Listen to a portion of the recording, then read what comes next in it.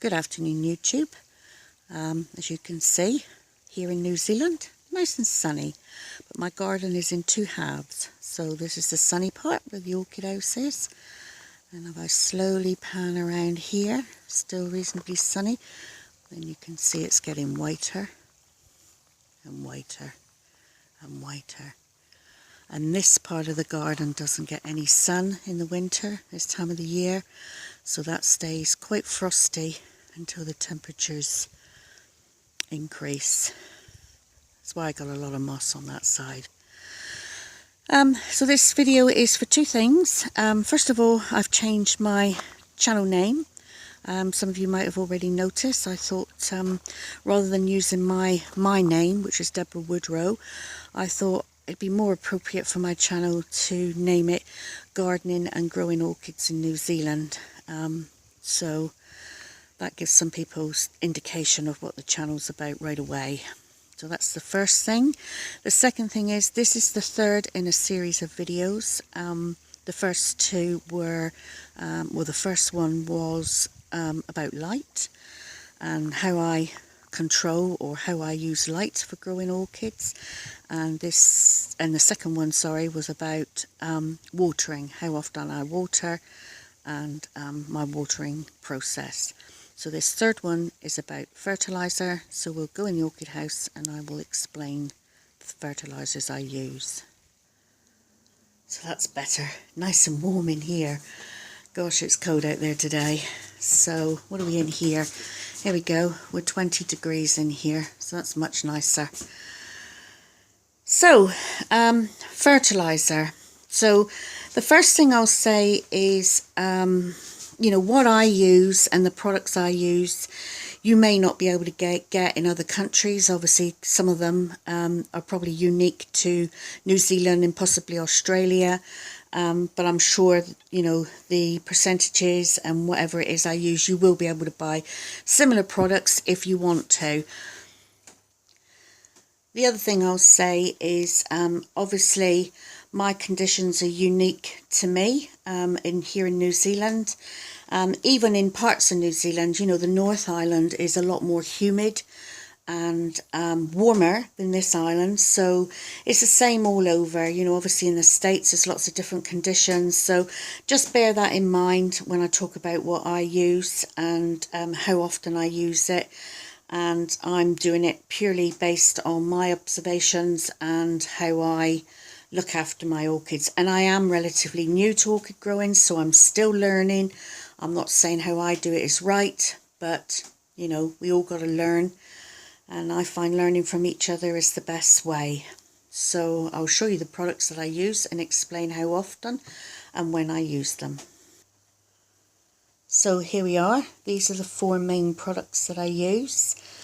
So I do fertilise all year round because, like I say, my conditions are unique. I can get quite nice warm temperatures here during the winter months as well as the summer months. In fact, really, if I had to sort of say, I probably wouldn't fertilise so heavily when it's really hot in the summer. I'd probably just give them water more and give them a small amount of fertiliser then. But definitely during the spring and the autumn, through the winter, I do give them these fertilisers. So we'll start with the orchid bloom. This is purely for orchids that are coming into bloom or are in bloom or developing spikes. So I use that one. So obviously that could be any time of the year that gets used, and it gets used once a week. The other three are again orchid food, same brand as the orchid booster, Malutech. That, and then I've got the Thrive, which is just an ordinary all-purpose liquid plant food, and I've got the Fostrogen, which is another plant food as well. And this is, they all have different percentages of NPK, and that's partly the reason I swap them and alternate them, because I think that way they're all getting a bit of boost of each and not so much of another, and it's all in a random sort of order. They're not getting the same amount of nitrogen and phosphagen, or not phosphagen, sorry, what are the NPKs? It's nitrogen, phosphorus and potassium. They're not all getting the same all the time, so they're getting a bit of a variety. You know, this one's different percentages than this one to this one. So I swap them around sort of regularly, not in any particular order. You know, one day I'll think, oh, I'll use phosphagen today, and another day I might use, or week, and another week I might use the Thrive. I always use warm water, so I've got a kettle in here that I use, and I like to, I find that the powdered stuff, so these three, dissolve much better using warm water, and I always use warm water to water the orchids anyway. I never ever use cold water because I think it could really shock them. So yeah, so I feed throughout the year. Rightly or wrongly, I don't know, but I just feel, well, you know, I do give them a good flush. I will give them a good flush through in the spring. I'll take them outside, and then I will have to use the hose to water them down. But what I do is I pull the hose out across the lawn, and the water in it warms up. So, you know, they're getting a bit of warm water when I flush them as well, so they are getting flushed. I used to use the TDS and the pH pens, and I know the level of my well water. I know what the pH level is, so I don't use them so much now. I sort of got used to what I know, and I use them as best I can. These fertilizers in what I think is the best order. So in addition to that, we've got these two products here that I bought this year. No, sorry, yeah, was it this, well, end of last year, which is the beginning of summer for me. And I've given them 1 dose each of the lime and the potash. So this is potassium. The potash is extra potassium, as you can see, hopefully. It's quite high, 15%. So that's a potassium. And obviously the lime is calcium and magnesium. It's quite a high calcium percentage, 41.5, and a 6 magnesium. I don't use it as strong as it says here, 25 ml to 5 litres. I've used about, I think I used about a third of that amount in a 4 litre sprayer, because I didn't want to overdo it and I was a bit worried about it. And it's funny because Rick Hell's just uploaded a video talking about this lime and dolomite, which is really funny because, you know, I was due to do my fertilising video yesterday and I didn't get round to it, so he beat me to it. But I was told by an old grower that he gives his plants calcium, so that's the main ingredient in there, and he swears by it. He reckons it's the best thing for his plants, better growth, healthier growth, stronger growth, and he thinks it's fantastic stuff. So based on that, I thought, why not? So I've used it just the once, and I probably will only use it twice a year. So we've got the lime and the potash that I'll, give it a little boost up with that as well occasionally. But like I say, I've only used it once, so I shall probably use it again now in the beginning of the spring to see how that does as well. So I think a little bit of that is a good thing.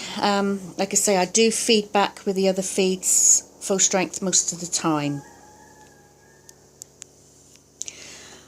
So yeah, I think that's covered all of my fertilising and watering and light. Obviously, if there's anything else that you want to know, feel free to ask. We'll just have a quick look at the blooms while I'm here.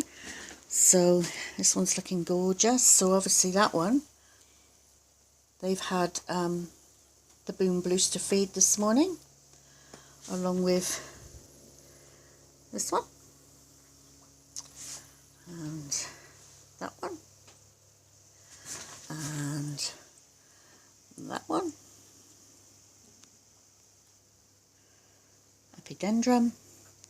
This one, I must say, has been in flower for months, and that gets a water in with a boom booster every time.